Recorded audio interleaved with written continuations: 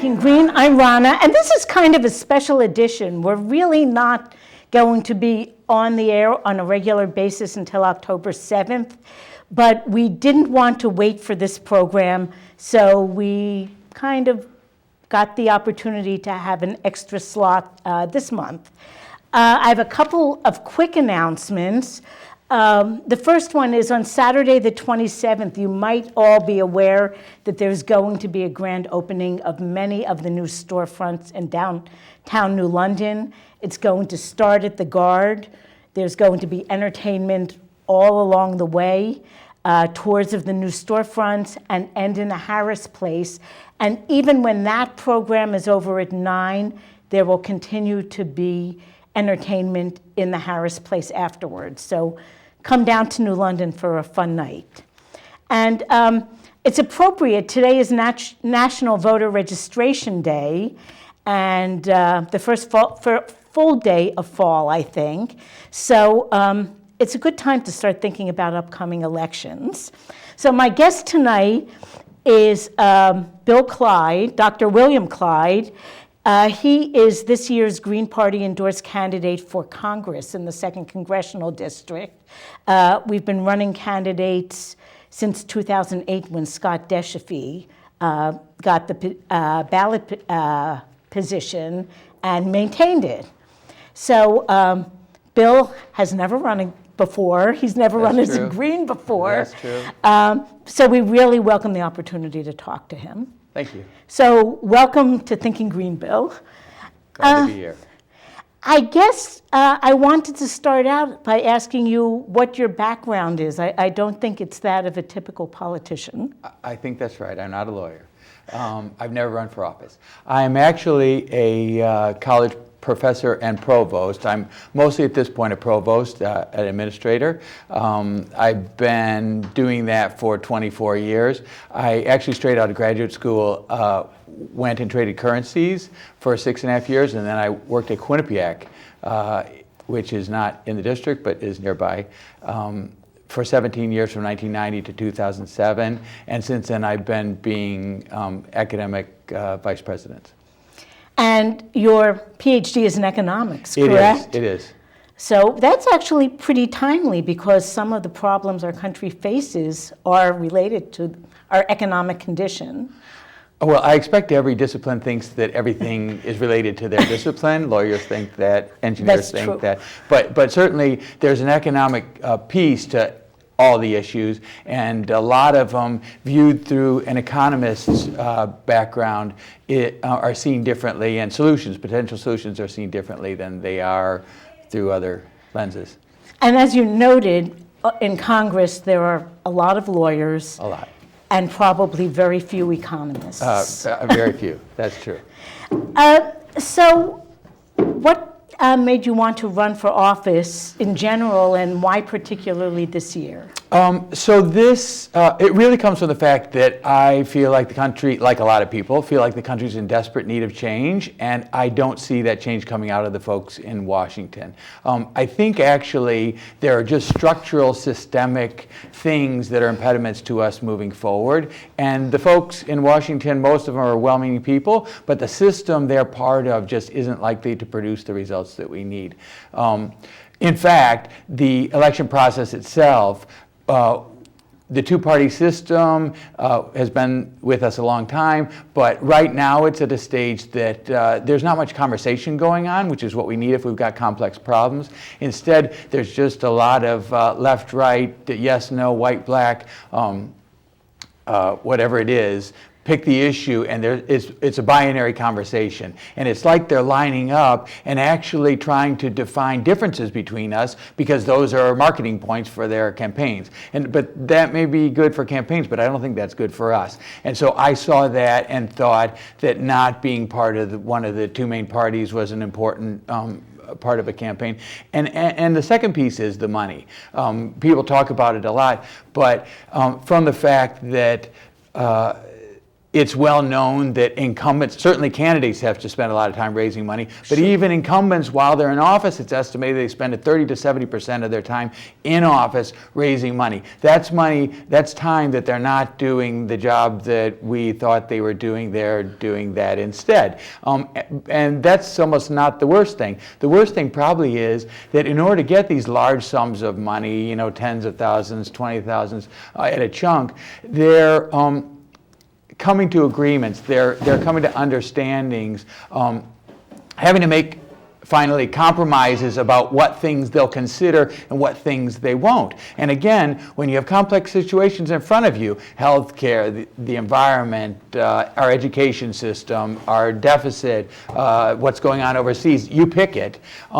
It's not really a black-white world, and we need to be able to discuss all potential options and to have some taken off the table because I received money from whoever. Doesn't seem like it meets the needs of the voters, of the people, and finally that's what we need. So I thought that entering as a candidate with a commitment to a low threshold for fundraising. I've committed no contributions more than $100, and to not being affiliated with the two main parties was a different kind of candidacy, which, if elected, would set me up for a completely different kind of holding of office. And you and the Green Party actually met kind of serendipitously, I guess, because you were petitioning to be an unaffiliated candidate, and the Greens, who have run candidates for this office before, were seeking a candidate, and we tried to be a different kind of party. Yeah.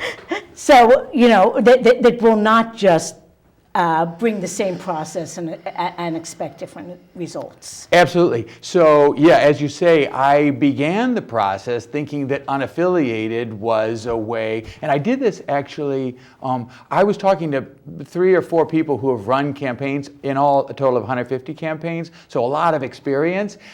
Unfortunately, both of them, all of the people had run from either the Republican or Democrat, so they didn't really know what it was like to run unaffiliated or a third party. But they suggested that as I was getting signatures, that I reach out to some of the third parties who had not yet listed candidates and say, hey, you know what, look at you look like you lined up pretty well with me, which was absolutely true with the Green Party. Would you consider lending me some volunteers to help me get signatures? Well, when I did that, the Green Party said, you look very interesting as a candidate. Yeah. We might even vote for you if we could, but we've got a place on the ballot. And so we're not really interested in supporting somebody who's not our candidate. Right. But you do look interesting as a candidate. And then, as you know, we had a series of conversations. Right. As we did, it was very clear that the 10 key values of the Green Party lined up well with what I had already on my site. Our common sense. Our common sense. And so if you go look on my website and read through those things, it's not like they are lined up exactly, but they map very well back and forth to each other. And so after some conversation, we talked about what I hope to say, and I'm thankful that the Greens nominated me. And the top of both lists, though, was democracy. Right, absolutely. And I think that's significant, that we want to try to give people a voice. I know that the Supreme Court said that money is speech, but money isn't the same kind of speech as people's voices. Yeah. Well, the interesting thing about the Supreme Court decision, there are a lot of interesting things about it, but one of them was that Justice Roberts, there was a little section in the opinion where he said something like, people may find the excessive money in campaigns to be repugnant, but the First Amendment also protects other things like flag burning, and he listed some other things that we're not thinking are good things, but are protected. And he said, so if it protects those things, then it protects this. So essentially he was saying, this money in politics is like flag burning. So then I'd be going, okay, so if we think it's consistent with the Constitution, which the Supreme Court has said, then we as voters should be saying, as a strategy, is that when we want to support candidates who've chosen that strategy? Or we should be thinking, okay, given the things I talked about earlier, the time spent, the compromises Right. made, should we be saying, wait, if somebody's raising a lot of money, that's a really bad, and in Justice Roberts' words, repugnant thing. And it should be a red flag for the voters. Yeah, so the voters should be saying, that's not a person that I want to be representing me. And so that's my thinking, and in my conversations with people, that's what I've been talking about. And frankly, it seems like, when you discuss that, people resonate with that pretty well. Now, the problem is, of course, and one of the reasons you're here and that we're here in September and not in October, is that it's harder to get the word out if you don't have the thousands of dollars for the TV commercials, if some of the debates and forums are closed to any candidates who are not from the major parties. So it literally does make it harder for you to have your speech listened to. Absolutely. And I would think that this was mostly an exercise in trying to say some important things and hope some people heard it, if it weren't for the power of the internet, and I'm not predicting a victory here, though I think, as I've said to a variety of newspapers who've called, I think I can win, and it's purely a question of being able to get the word out, as you said. This afternoon, I met with folks at the Bulletin, had a great interview with them there, and they said the very same thing. If you can't get a lot of people coming to your website and all that, even though 100% of the people or 98% of the people who agree, if you don't get enough people there, it doesn't matter. So what I'm doing is going to events, meeting with the Bulletin, being interviewed by papers, getting word out every place I can, all the time trying to drive them to the social media and make people aware of the conversation that I have going on online, the information I have, hoping that as they read it, if it resonates, then they'll share it, and you have then the multiplier effect of the internet. The idea of going viral 20 years ago was not a possibility. Now it is. And so, again, if the ideas resonate, there's that possibility. So I guess now might be a good time, and we'll repeat it later. Where can people find more information about you online? Oh, good. Well, actually, it's on the sign right here, but they probably can't read that. So the website, my main website is, probably predictably, Clyde for Congress, CLYDE for Congress. I also have, that's the easiest place to go. From there, you can also see Twitter and Facebook. And we will be posting video and audio and other kind of clips as well, trying to get a variety of media out there so anybody, different people have different ways they want to hear things. And so we're trying to get a variety of things out there. In fact, we'll probably have links to this show once it becomes available. I think so. And right now, unfortunately, our New London Greens website has some technical difficulties with our host, but as soon as they get resolved, we'll link to your website. Terrific, thanks. So we'll try to get the word out because it is a challenge. Yeah. Now, other than running a different kind of campaign, what do you see as the solutions to the problems in Congress? So we have the career legislators who spend perhaps half of their time raising money for the next campaign. So, I think you're alluding to term limits, and I think term limits would be a great idea. I think they're a great idea. I think I'm on a variety of organizations, boards, and just in other committees and all, and really, I can't think of one that doesn't have term limits. Term limits mean that you've got fresh ideas coming in all the time. It means, as you've said, that nobody kind of gets to be king of the hill and sits there for a very long time. And it just takes, so when you don't have the rollover, and it doesn't have to be that it's 4 year, 6 year. I would think that I said this on my website, between 8 and 12 years seems like it gives you enough time that you've got some seniority and some institutional knowledge of how things happen, and yet you've got a flow all the time. And that seems like it's healthy in every organization I know of, and it seems like it would be healthy here, and it would solve many of our problems. I think the campaign finance piece is also critical. Now, one problem, potential problem that I see, and I don't think it would necessarily be worse with term limits, but term limits wouldn't really correct it. We sometimes see a revolving door, people who leave Congress and then go to work for the industry that was supporting their campaign, and then maybe it goes the other way around at times. You see this sort of revolving door between certain industries in Congress. Well, Eric Cantor, who lost a primary in June, and he was sad about that. It seems like he's landed on his feet and he's in New York making a lot more money than he was before. So you're absolutely right. That's true. That does happen. I think that if we can address the campaign finance piece and try to get it that voters are looking at people who see the whole picture a different way, really. Model that I've referred to in some of my websites is the servant leader. The servant leader is a model for leadership that has different priorities, has different perspectives, and with that, I think that the people who are leaving might go and use what they've learned in other ways to continue to serve as servant leaders. Not to say that going and making money and all that, because they could be doing great things with the money and they could be doing great things while they're there. But I think the perspective of the leadership is important. And the truth is, it's not all Congress people and all leaders who go and do that. A lot of them go do wonderful things, contributing what they've got different ways. This is an interesting district because I was thinking back this afternoon about, I think it was the 1992 election, and Sam Gadenson was the incumbent running, and Ed Munster was the Republican challenger, and there was a third-party candidate, David Bingham, who was very well known.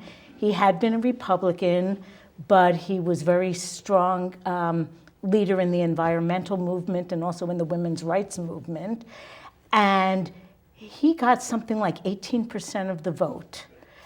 He was endorsed by Lowell Weiker's Connecticut party, but he originally had started out as a petitioning candidate, unaffiliated, because he didn't think he really fit in with where the Republican Party was at that time or the Democratic Party. He was, and I think to this day is a fiscal conservative and social liberal.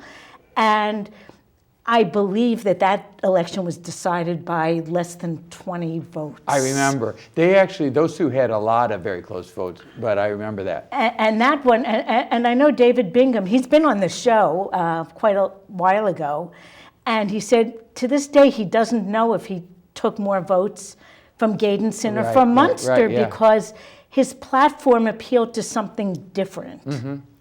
And so there is the possibility that if people can stake out some turf that isn't typical, big government Democrat, or where the Republicans have gone now, which is, I don't know,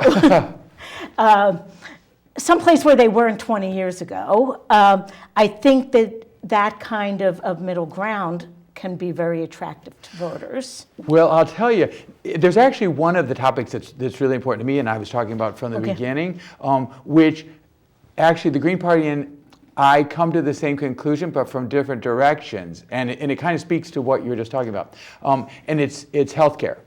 So the big things that I'm talking about are really the campaign finance, education, and I don't do that because I'm an educator. I'm an educator because I think it's really important, and I think it's important here. And we can talk about that if we have time. But healthcare is one that I really am more of a fiscal conservative, somebody who, I traded currencies, I appreciate markets, and I think markets can do good things for us. I think there are places where markets fail. As an economist, it's well known that there are places where markets don't work, and we need to do things to intervene. one of those is something, I won't get into the definition, but it's externalities, and what it really comes down to is the reason we all agree, and there's not a lot of controversy, and nobody thinks it's socialist or something to have universal K-12 education, is because everybody understands that it's in all of our interest to have a well-educated population. Thomas Jefferson understood that, and he not only wrote it, but he started University of Virginia because he understood that. It was important to democracy. The truth is, Milton Friedman, who nobody would accuse of being a socialist, wrote in a paper in 1956 that the government had a responsibility for educating the entire population, and it was an appropriate use of government funds. And the reason was, he called it a neighborhood effect, but it was the same basic idea, is that when your children are well educated, it's valuable to me. It's valuable in a lot of different ways. First of all, they can participate in the democracy better, but second, they'll be able to be better employees for whoever's working, so it helps us as a nation be more competitive, but it also helps us distribute wealth. Wealth distribution is important to all of us. No matter where you are in the line, it's important that we have some fairness and some distribution, and it's hard to do that if people aren't educated to be able to participate fully in the economy and in production. So we understand that education is something that's valuable to everybody. So because of the education of anybody is valuable to everybody, and because of that, educating all is appropriate for the government. The question, or the issue is, those same arguments apply to health care. But we've never really thought of it. It's not really been explored. Economists understand that. They apply to healthcare. Certainly in the case of an epidemic, it's obvious that if Ebola, which we may talk about later, but if it comes, that's important to all of us. But there are other ways. If you're an employer and you have employees and there's a lot of absenteeism because of health concerns, there are lots of ways that I could list off that the health of anybody is important to the health of everybody. So because of that, it has externalities, it has neighborhood effects. And so we need to realize that it's really in all of our best interest that everybody get. Now, I know when I was first approached by Green, somebody said, do you believe that healthcare is a basic human right? And from my perspective, I said, no, it's hard for me to think that something produced by somebody else is a basic human right. However, I still come to the same conclusion. So this is one of those, we get to the same place, but just from a different point of view. Well, our healthcare, as you've noted on your website, and it's well known, is very expensive, and yet in terms of the health of the people who live in this country, our outcomes are not very good. I happen to have recently turned 65. I got a Medicare card. And, we have such a fragmented system.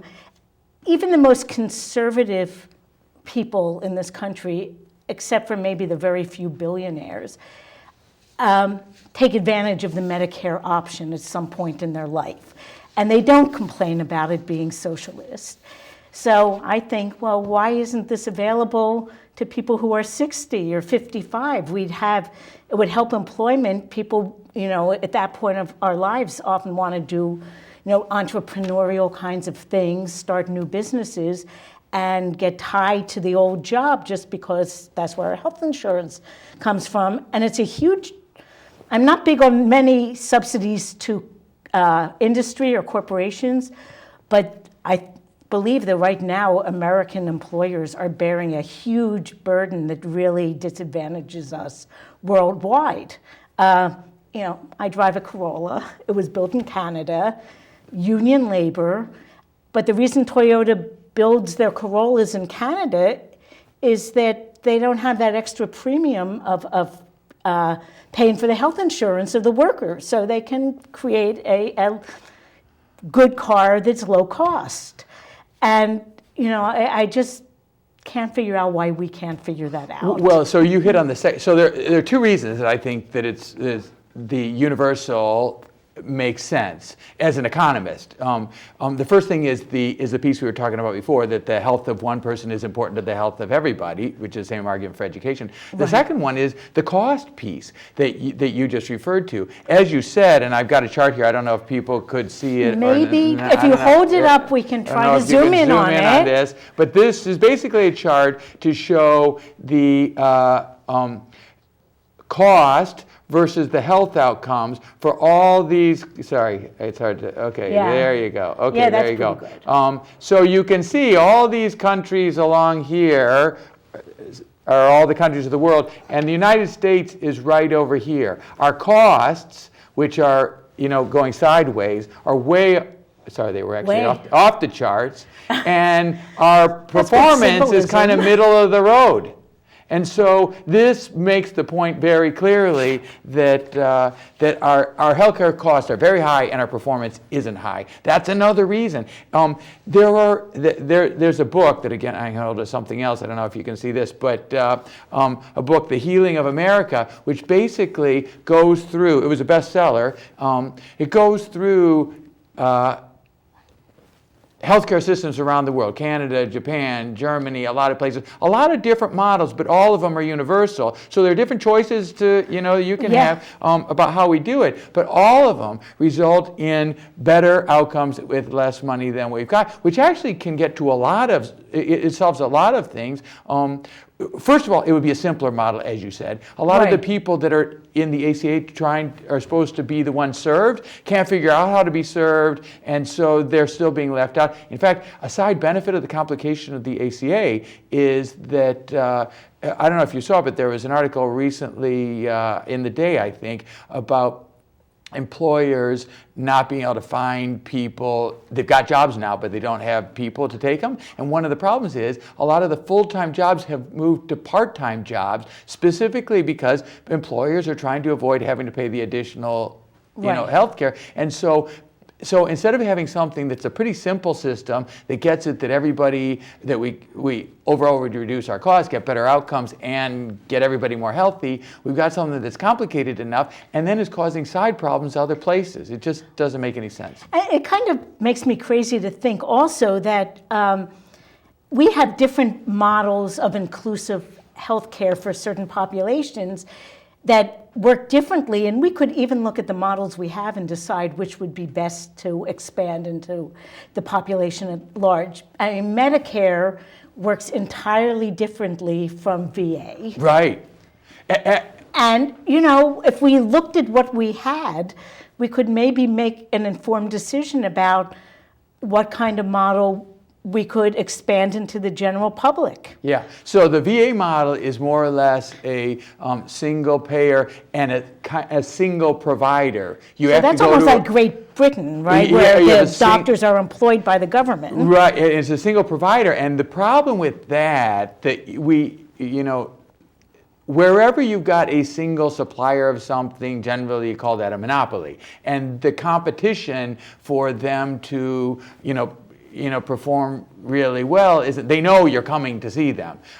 Whereas the Medicare model, it's a single payer, but you can choose where you're going, and doing that means that the hospitals or the doctors or whoever have to meet your needs, or else you'll go someplace else. And yet you still retain, because of the single payer, that bargaining power. Right. I want to kind of explicitly exclude Medicare Part D from the discussion of Medicare because that was very poorly conceived in my view. My mom, who was 85 at the time, she's passed away, but 10 years ago she came to live with us at age 85 when Medicare Part D was coming into being, and we decided not to sign her up for it because it wasn't a good deal. It had so many problems. We were convinced it would cost her more. Plus, complicate her life. I wanted to make a point, too, as we're talking about some things like public education and healthcare. It isn't capitalism versus socialism, black and white. Everyone is somewhere on the continuum. I can't think of anyone who doesn't want public maintenance of roads and infrastructure.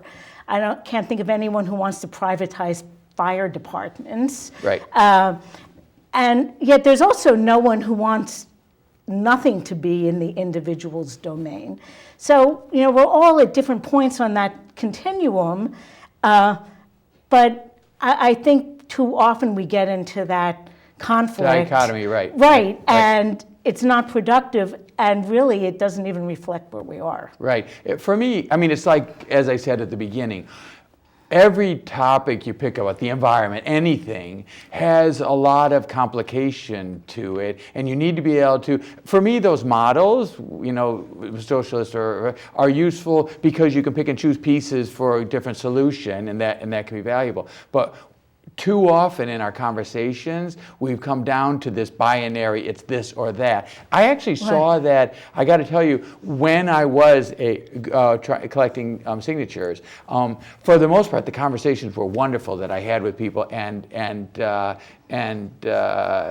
people were very receptive and thankful to have somebody who wasn't one of the two main parties. I got to tell you, when I'd go there and I'd say, okay, I'm trying to get signatures, the first question would be a sideways kind of, what party? And I could tell there was no right answer. And then I said unaffiliated, and their faces lit up like, oh. And one person actually said, when I said that, said, I don't care if you're Jack the Ripper, I'll sign that thing. And it was like the joy and the just yearning for something that's different was so important. But the bad thing that I experienced a couple times was picking a topic like gun control, or pick something that the sides are drawn. And I'd begin by saying, okay, that's a complicated topic, and I'd just start in to explain what were pieces. And I had 3 or 4 people on different topics say, too slow. The answer is like it was a game show or something like that, and it was like bam, and you're thinking, okay, that's not helpful. That's not going to make it. First of all, it's not really respectful, and secondly, it just isn't going to move us forward. That's not how you talk to. If you sit down with anybody that I know or I don't know, I don't talk like that to them. And when we do, it doesn't make it more likely we're going to come to solutions to complicated problems. Now, had originally thought to do our community calendar in the middle, but I think we're on enough of a roll, we'll just keep on going. Okay. But I did want to invite anyone who's watching, if you have questions or comments, to call in. And, pick your favorite topic. Now, you had mentioned something about Ebola, and that has been in the news. And since we are talking about healthcare, why don't you? Well, so I'm going to actually link it in a strange way to something that wouldn't necessarily be intuitive, and that linkage actually came because of television that I was watching. And it's to ISIS, and it isn't necessarily obvious those two things are linked, and they're probably not. But here's the thinking.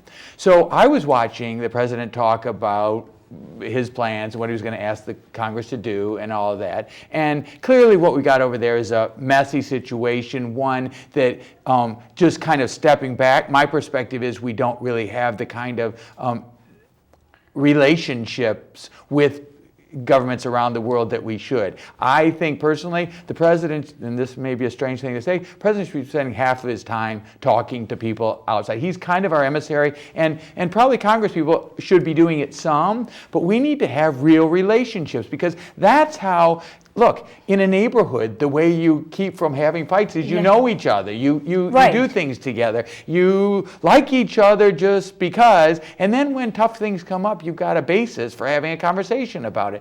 Well, we too often don't really have the relationships, and then we're reacting, and or something gets away from us without us really realizing that was happening. So in any case, we've got the situation going on with ISIS, and it's obviously horrific. But immediately after the president saying that on the TV, making his announcements, came a news piece about Ebola, and it was talking about the horror of it and how it was getting out of control. And then somebody said in the middle of it that was it a concern for the U.S.? And somebody said, and I think it was incorrectly, that don't worry, we had the capacity to make serum for everybody here if we need it. In fact, that's in process, and I don't think that's absolutely true. But as they said it, and I was contemplating whether it was true or not, I was first thinking, you know what? We're doing something to protect some folks from some bad guys in one place, and there are other folks who are suffering mightily from a different set of bad guys. In this case, it's a virus or bacteria or whatever. And we could be seen as real leaders and playing an important role in a much more humanitarian. Not that helping people out against bad guys isn't humanitarian, can be humanitarian, but that would be, I don't know how much it would cost, but that's the kind of thing that, boy, you could really have an impact. Why are they doing that? They're doing that just because we're suffering and we're trying, and they're helping us. We do those kinds of things sometimes. It would probably actually be more cost effective than what we do, because I'm already seeing that in Syria, I mean, when you drop bombs, honestly, you can't target just the bad guys. And imagine if I had, a bank robber living on my block down the street, and law enforcement came and jailed everyone on the block, or dropped a bomb on the block. This idea of collective guilt, where you will have some innocent victims, you're going to have some unintended bad consequences. Well, the other other problem with that is that even if you perfectly could only hit the bad guys, the problem is there's a flow of people coming into ISIS, and to the extent we look like, or could be made to look like, an evil empire or something like that, it fuels the fire and fills the pipeline. And so our end goal is to try to get peace between the neighbors and with ourselves and the neighbors and in the world. If that's the goal, you have to think, okay, sometimes, at last resort, you may have to use the force, but what you really want is to develop relationships, be seen to developing relations, be seen to caring about the people, which I think the American people do. And that's the Ebola piece came in, because I just thought there would be a place where we could do more than we're doing right now. The truth is, in the end, it would serve us anyway. I mean, just because stopping it there before it gets anyplace else is good for everybody. But doing something, something very visibly humanitarian, I think, is an important thing, and it really reflects on the American character very well. And honestly, I'm fiscally quite conservative, and it seems to me that it costs a lot less. I live on a city block, and I don't have a security system. We have the relationships with the neighbors. We kind of watch out over each other's property, and it's kind of free money-wise. If I made enemies of my neighbors and felt like I had to put in security windows in the security system, that would cost me a lot more. And in spite of some of the good intentions of the American people, our foreign policy has often been very heavy-handed and not really treated people in other countries very well. And that goes way, way back. A lot of our intervention in South and Central America has resulted in terrible things happening to people there. So, I'd rather prevent the problems and prevent the costs. Right. I mean, it's about celebrating other people and having respectful relationships, and that matters with you and me. It matters with our town, with our state, with every group that you ever interact with, and it happens with other countries. And it is a quality of life piece, besides that, as you say, it being cheaper and effective and all like that. It's a quality of life piece, because how much better to celebrate the gifts of Latin America or of the Middle East or something, and instead of thinking of them as we're worried or scared or something like that. And all it takes is really consciously cultivating respectful relationships. Now, we live in an area, and I'm going to talk about the economy a little bit here, that our area has economically been dependent for a long time on our defense-related industries. We have a sub-base here, which really contributes to the economy, electric boat. Yep. And yet, sometimes I feel as though, the amount of money we're spending on these subs and the high technology, if we put that into education, imagine how much better our society would be. So as a potential congressman, how can you see that it would be practical perhaps to diversify our economy and build on the skills people have without it necessarily going towards military? Yeah, well, and so there are two pieces. The military, no matter what the level, is going to need to buy some things, and submarines are strategically important and valuable. So that's, wherever they're going to buy them, if they're buying from where we are, that's fine.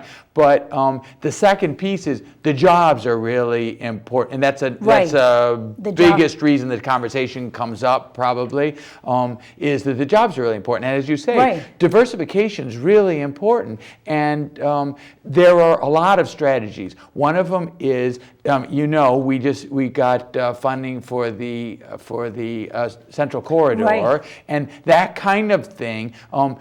Having public transportation, having infrastructure, which nationally our infrastructure is in very bad shape, and it's not, it's, as you said earlier, there's nobody in favor of private roads. Everybody thinks the public should pay for it, but infrastructure is never at the top of people's list is saying, oh, let's go buy a new boiler. Let's go buy a new, but these are critical to businesses being successful and being drawn to the region, is the basic infrastructure, both the physical infrastructure, bridges and water and roads and all that, but also the electronic and all those pieces, the digital infrastructure, all those make this a great place to be from the business point of view. The education is another key part. Now we've got just in our district, we've got 3 great community colleges. We've got 2 more right on the border. We've got 2, great public institutions, great private institutions. They are, and the Central Corridor does link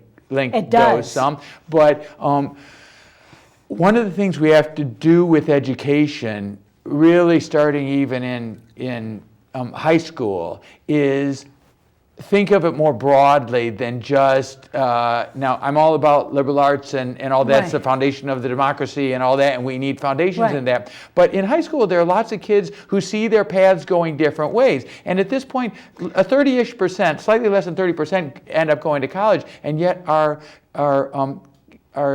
high school curriculum is generally targeted at preparing people for college. A lot of kids turn off by that and frankly aren't as prepared to do what they end up wanting to do as they might be. So I think we need to think more broadly about education. There are some places where that's happening, some high schools that is happening, but that can help with absenteeism. It can help with a lot of things and productivity when they leave. But even at the higher ed level, we've got the great community colleges, and they're doing this some already. But we really need to think broadly about preparing people for the kinds of jobs that are out there. And when you do that draws employers, because employers are drawn to populations and to environments that are set for production. And so the infrastructure and the education are key parts there in helping us diversify. And I think about all the jobs that we need to have done that we need to keep preparing people to do. We all need plumbers. Yep. We all need people who, electricians. We need painters. We need farmers. I don't know if you've seen, but the studies, the agricultural industry, which isn't huge, but it's vibrant. One of the challenges is the average age of the farmers is creeping up and up and up. It's 58 or 59, and that makes it that we've got local produce, we've got local farm goods, which is wonderful, very environmentally sound and tastier as well, and that's in jeopardy if we don't raise the next generation of farmers. That's true, and food is something that is not a fad. We're always going to do Yeah, it. it's pretty basic. I hate to say it, we only have about 10 minutes. So what topic, well, since we're talking a little bit about the economy, you talked a little bit about income disparity and what problems it has, and what can we do to close the gap a little bit. Yeah, well, again, I may try again showing one of my pictures. I don't know how Okay. this is going to work. But before I do, I'll set it up by saying, I don't want to sound like all I talk about is education, Right. because I'm a college provost, but education really is so important to this whole conversation, to the income disparity thing. If you're educated, there are a whole host of things, the high level education attainment, a whole host of things, your health, your volunteerism, but certainly your earning power. And as much as earning power is really important, that's maybe a predictable thing. I'm going to make this much or that Right. much, I can budget accordingly. What I've heard as I've been out talking to people, and makes perfect sense, is the unemployment rate associated with is tightly tied to your educational attainment. And I'm going to put up a little graph here, and I'm going to see whether you can see it. Bob, graph? Okay. Okay, I don't know if you can zoom in on this. Okay, on the one side, it's showing the median weekly earnings over here. Okay, sorry, there you go. Median weekly earnings on this side, and you can see as expected, the people with PhDs or at college are the first three, and then some colleges down below. The second to bottom is high school, and the bottom one is didn't finish high school. So you can see they earn less and less, and it's significant, and that's an important reason in terms of the income disparity to talk about it. But on the red side is one that I think is really more corrosive to families and to communities, and that is the unemployment rate. The unemployment rate during this last 7 years that we had this, whatever you want to call that period, unemployment for people with college degrees never got above 5%. It got to almost 18% for people without high school degrees. And you can see in this chart, there you go, that at the top, people with college degrees are 4% or less is their unemployment rate, and people without high schools, 11%. And so it really is very significantly higher, the unemployment, if your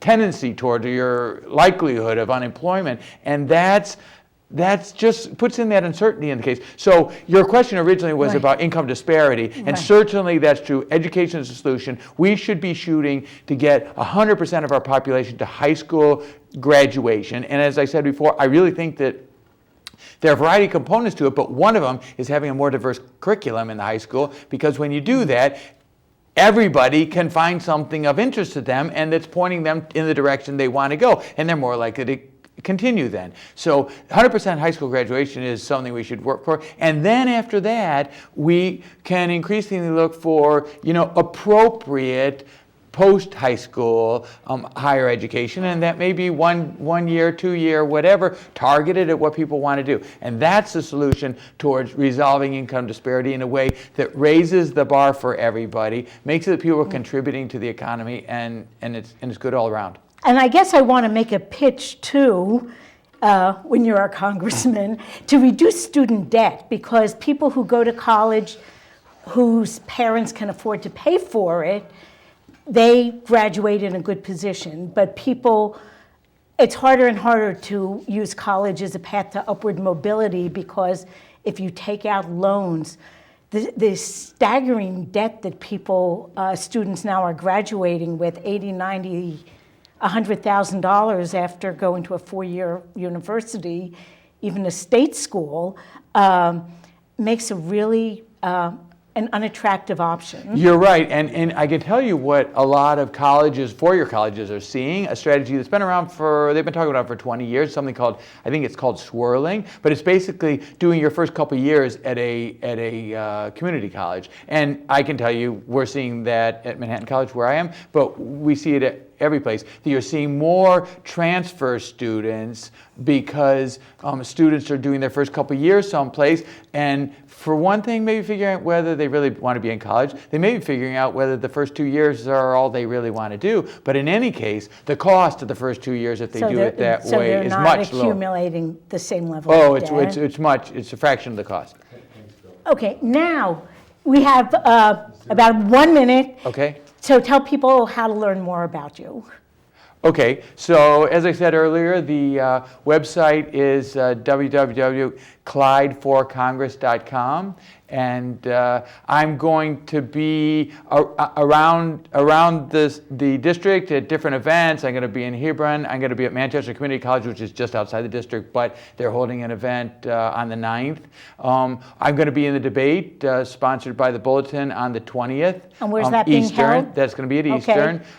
And I'd invite anybody who comes to my site who knows of events that they would like me to come to speak, to send them through. We're still accumulating those. There's something going on at Enfield High School. They're working on the date, but we're open to doing that. Okay, well, thank you and good luck. We're not going to be on next week. In 2 weeks, Doug Larry, who is running to be a registrar of voters in Wyndham, is going to be our guest. We'll talk about voting. So thank you, Bill, and we'll see you all around the district. Thank you.